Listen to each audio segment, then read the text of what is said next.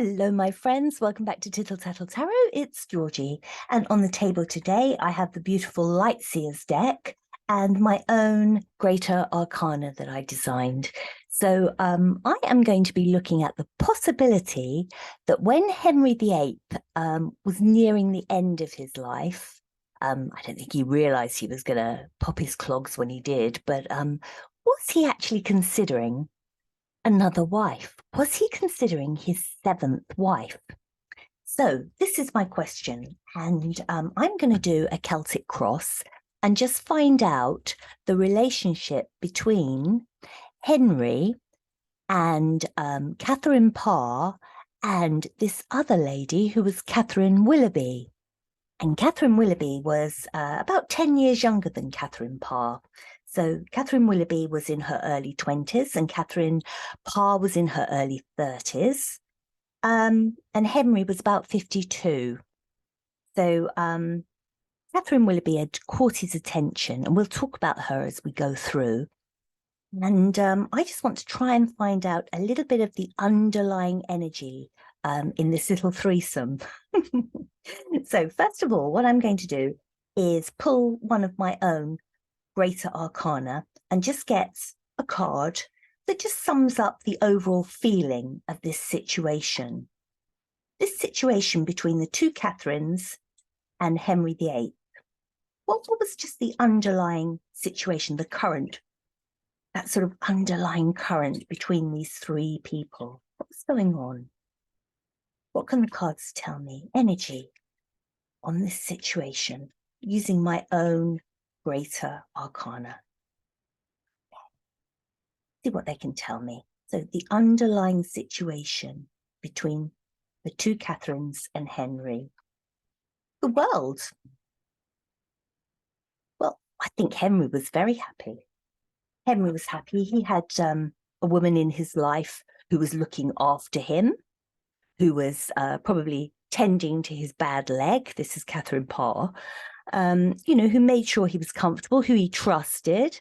But he also had this rather lovely young woman, 10 years younger than his wife, who was very well read, great company, somebody who he sought out and, would spend time with. So basically, his world was looking very, very rosy. So I'm going to put that energy off to one side. So he was very happy. I think with that situation, he was very happy. Happy king probably makes for a happy court. I don't think you want to be around Henry when he wasn't happy. So, all things said and done, with the pain that he was in from his leg and what have you, he was in quite a good situation with these two women. So I'm just going to pull a Celtic cross. We'll pull the whole thing and we'll try and get a little bit more on the situation. This is from Henry's point of view. A Celtic cross from Henry's point of view with these two Catherines. So let's just pull this Celtic cross and see where we go with it. So there's the center.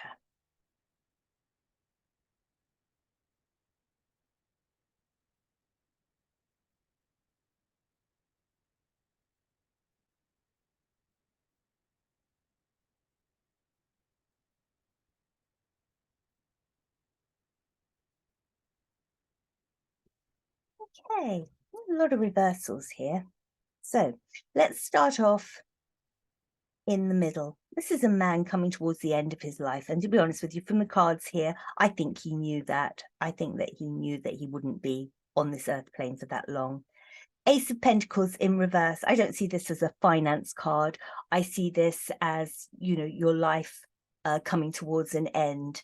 When the Ace of Pentacles is the right way up, it's growth and it's bigger, and you're planting seeds and they're growing. This man, he knew his body was falling apart. He knew the chances of him having another child were extremely slim. He may have kidded himself, but his Ace of Pentacles, the fact that he could produce a seed that would grow, the fact that he could do much more at the age that he was in reverse. And he knew that. He was very happy that he had these two women around him, but you know, the possibility of actually fathering another child, he knew they were slim. He knew this was a slim chance.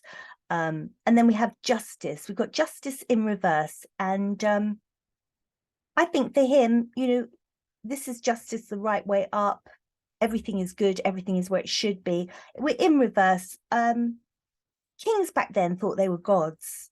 And I think that he thought that his health was very unjust, that he'd once been this very fit, virile man riding his horse. He was athletic, he was tall, very imposing. And now we're at a stage where, you know, he has this rotting leg. He has to virtually be carried everywhere.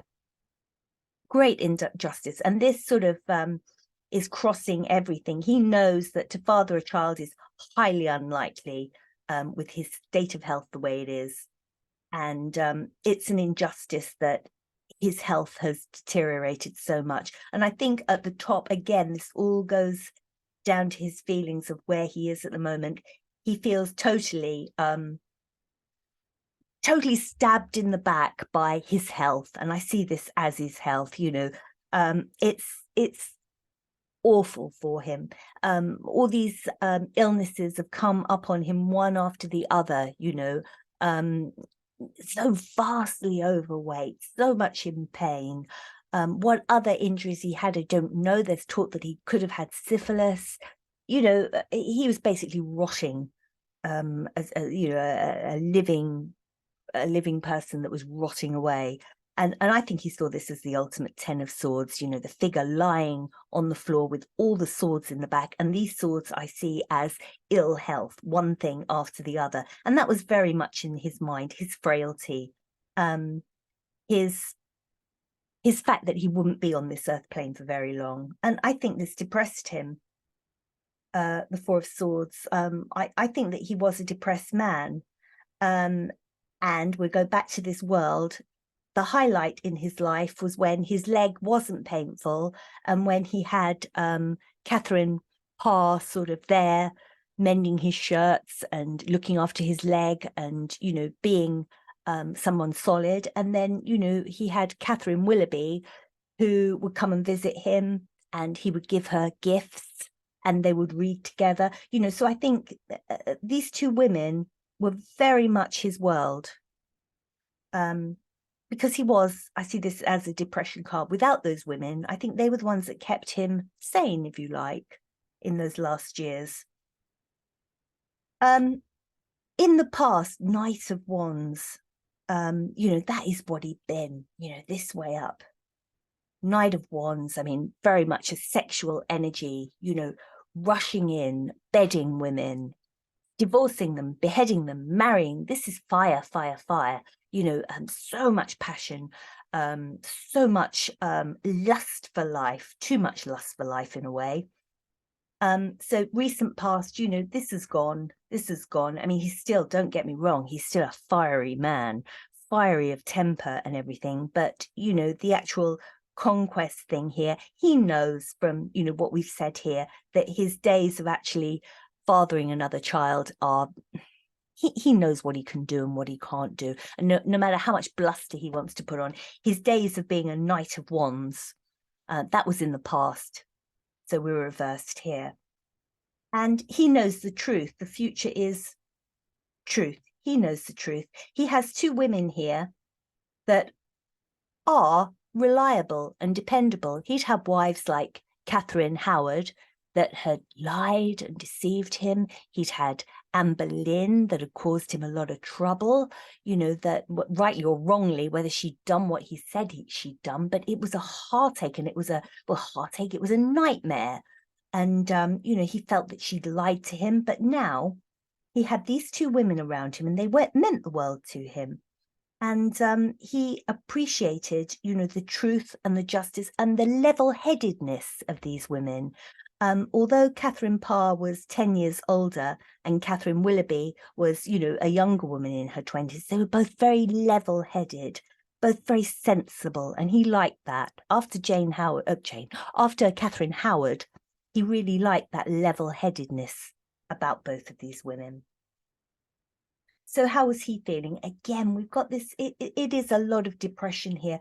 The Wheel of Fortune in reverse. Again, he keeps looking back at how he was, you know, the young virile king, and he sees that his Wheel of Fortune is in reverse. He's no longer cock of the hoop, if you like. He's no longer on top of his wheel. He knows, I mean, people have to carry him about. You know, this is a proud man, a fiery man, and you know, to be carried about as an invalid. His Wheel of Fortune was at the end. It was at the end. And what did people see around him? You know, like the people in the courts. Ace of Pentacles in reverse. This is very much your work card. This would have been the younger Henry, the working, the diligence, the, you know, going off to war, being on top of things, knowing exactly what's going on in your kingdom, and, you know, going out and hellfire, brimstone and hellfire. But no, it was in reverse. People saw him as basically, no, he can't work anymore. He's too ill. He's too frail. He can't be the leader. This is like very much a leader card, somebody who works hard and you follow. He couldn't be that. He could be fiery and rude and obnoxious, but as a leader, no, this was a very sick man. And what did the universe say about it? Well, the Two of Cups, I see this as these two women here, the Two of Cups, but they are in reverse. I think the universe knew that these two women, they were there for him, but the universe was sort of saying, yes, they're there for you and they'll read to you and they'll keep you company, but these two women don't love you. They're with you because you require them to be with you. Catherine Howard had someone else. Catherine Howard, I'm so sorry. So many Catherines. I wish he picked someone with a different name. I think he collected Catherines. Catherine Parr loved another man, always had done.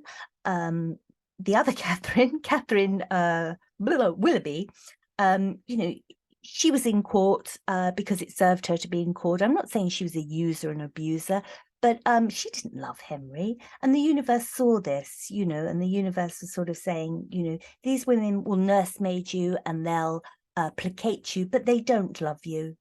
They don't love you. And we've got the Three of Wands in reverse here. Three of Wands, this is the excitement of waiting for your ship to come in. You know, you're standing there and you know that something good is coming for you. You know, if you had a lover, you'd know that they would be coming to you with, or maybe a little gift, or, you know, your ship's coming in and it's got something good on it and you're just standing there, you're waiting, and you know, you've got that desire for what's coming. He knew what was coming, and it was his death, and it wasn't something that he was relishing. So we've got a real quite lonely, depressed king here. And really the only things that were keeping his state of mind up and lifted, I believe, were these two women, Katherine Parr and Katherine Willoughby. So that's really interesting. So I would like to know, of the two, what he felt about each one. So I would like to know what Henry felt about Katherine Parr. What were his feelings about Katherine Parr? And I'm using my energy cards for this one. What were his true feelings for Katherine Parr, his wife, Katherine Parr? What did he feel about Katherine Parr?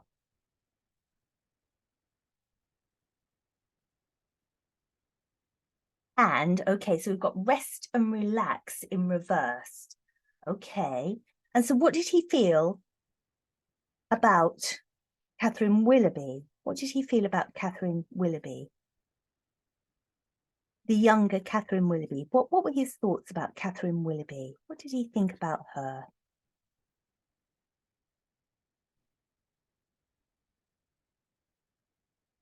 Rest and relax in reverse.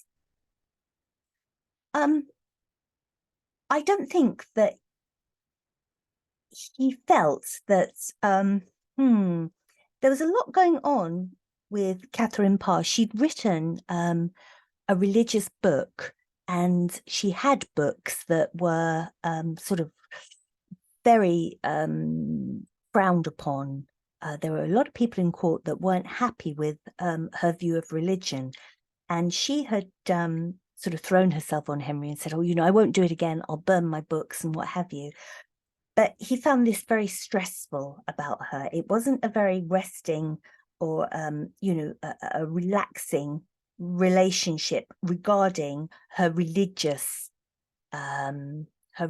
thoughts. And I think he found that a little bit stressful, should we say, that she had these religious ways of thinking and the way she'd written. She apologized, he accepted, but there were people within the court that would quite happily have had her head for that. So this caused him a lot of stress, I would say, not from her, but from people around the court, who said, your wife she's writing things she shouldn't do. I'm sure she's got books she shouldn't have. And Catherine Parr, very sensible woman, she talked round Henry, but I think that this unrest around her made him unsettled. And then we have Katherine Willoughby, slow down and think. And I think that this young woman just made him sort of take a breath. She was a breath of fresh air to him, in that she was young, but she was sensible. They had a lot in common. They liked the same books. I think that, they probably had more in common in a way than he did with his wife. So I think that she was an easier person for him to relate to. Plus the fact she was fresher, he'd been with his wife, and she was a little bit old hat now, a bit stale, and this was more interesting, and it made him sort of slow down and think about his life, and think about a possible relationship with her. So I want to know then, was he considering divorcing, or what have you, annulling? I don't think he would have beheaded Catherine Parr. I don't think that's even worth reading on. But was he considering a final divorce? Was he considering a final divorce? Let's just see what Lightseers say. Did he actually consider a final divorce?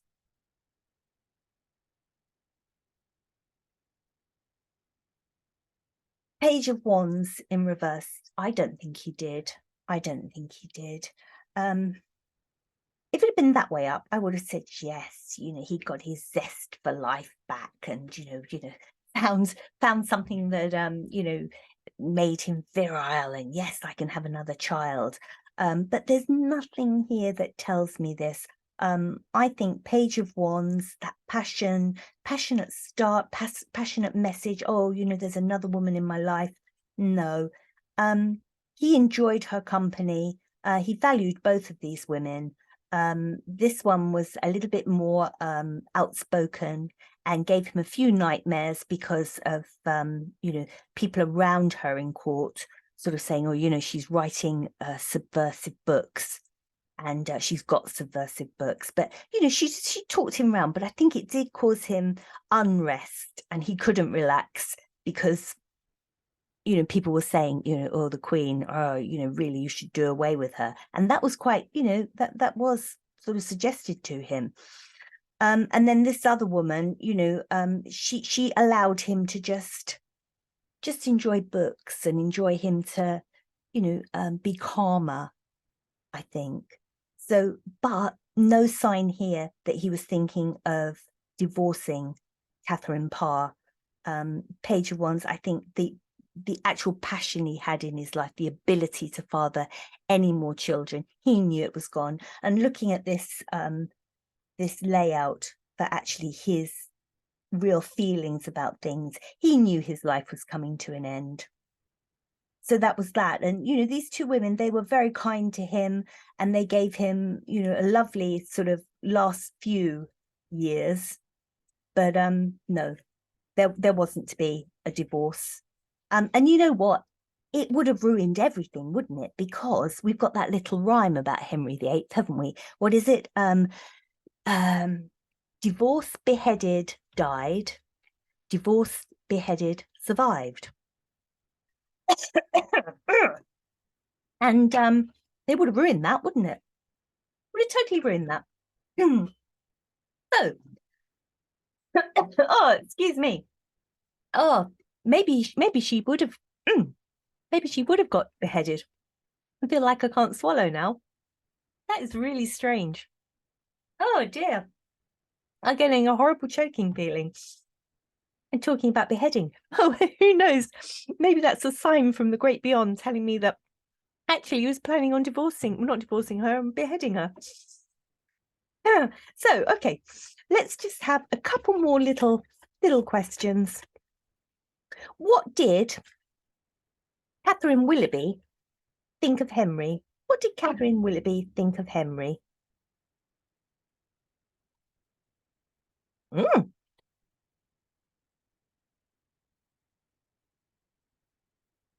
Do you know what? She liked him very much. She liked him very much. No, don't think lovers as lovers, but the thing you must know about Katherine Willoughby is she was very much a woman of wealth and substance. Her father had died, and she was his sole heir.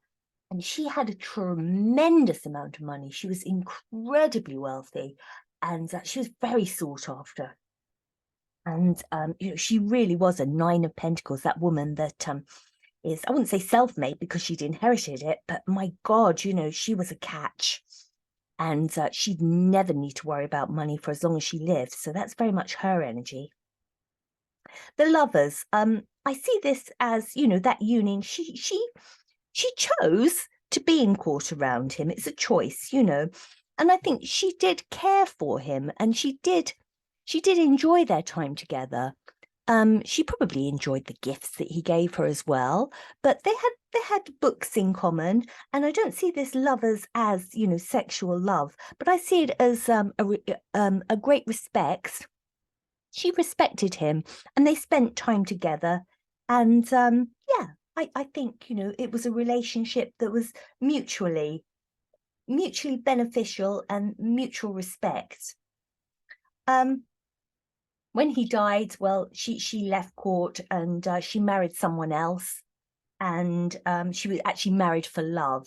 So, you know, she walked away from court, and I think she went to live in another country perhaps, but she did in the end marry for love, and there she is walking up to the horizon to a better time. You know, although you could say, well, being around the king, well, that must have been, you know, the pinnacle. I don't think it was. I don't think it was at all. I think there were much better times ahead for her, and I believe that she lived to be a very old lady, which back in those days, you know, it's well, that's not bad, is it, to live for an old age back in Tudor times.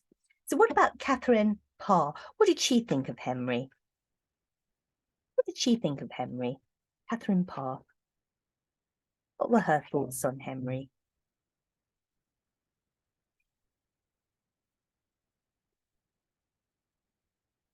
I think, you know, she saw him as the emperor the right way up. That would have been Henry in his youth. She saw him as a frail man. She saw him warts and all, skanky leg, the whole lot. He wasn't the virile, the handsome man that the other wives had had. She saw him very much as this crumbling man, you know, very weak of body. Queen of Wands. Queen of Wands the right way up, you know, very passionate, very sexual energy, you know, that would be Catherine, very sexual energy with the man that she loved.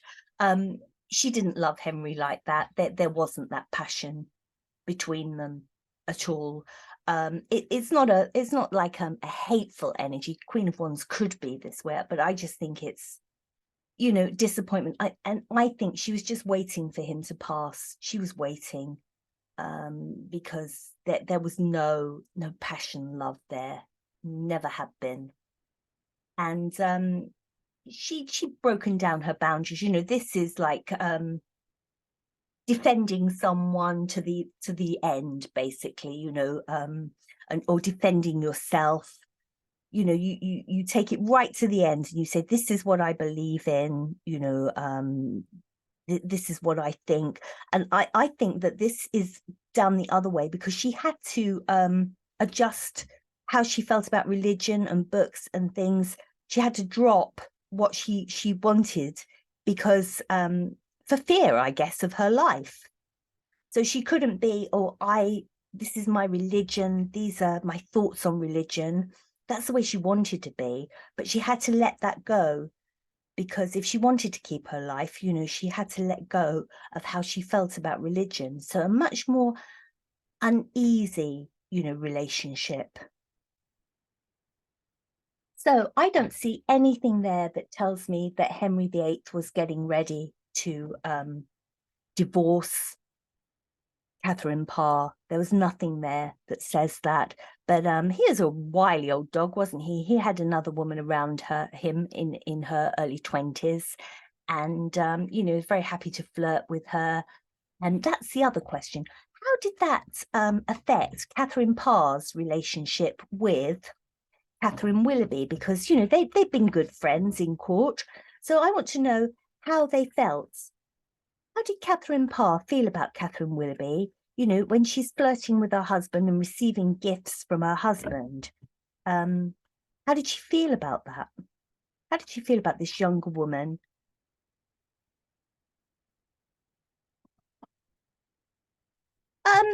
Do you know what? I think it spread the load for her, really. Eight of Wands, you know, there could have been a little bit of jealousy there, but I think on the whole, she was very much for her. And I think because it took the emphasis off her, she didn't have to be with Henry all the time. There was this other woman who would step in and, you know, who would occupy him. So I think actually the message was, in a way, thank you for helping me out with this old bugger, you know. So that's the way Catherine felt. Catherine Parr. What about Katherine Willoughby? How did she feel about Catherine Parr? Was she a rival? You know, how did she feel about Catherine Parr? Katherine Willoughby, what did she feel about Catherine Parr?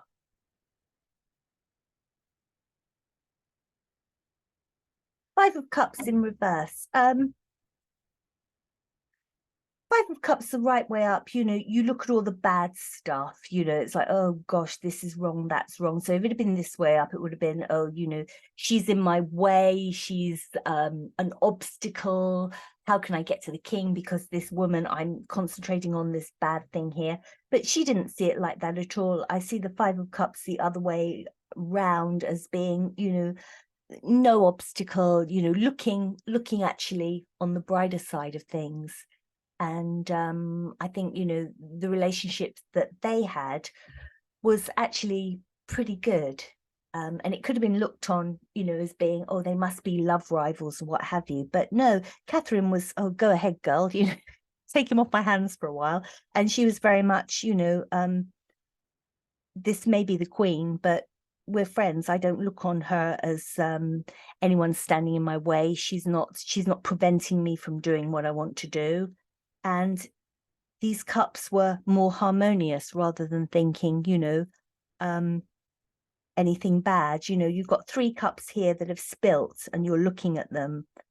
And the other way up, you know, you're not concentrating on that. You're counting your blessings. And I think that's what she did. She counted her blessings, that she had a good friend like Catherine, and that she had caught the king's eye, and that, you know, he did value her. So that's my reading.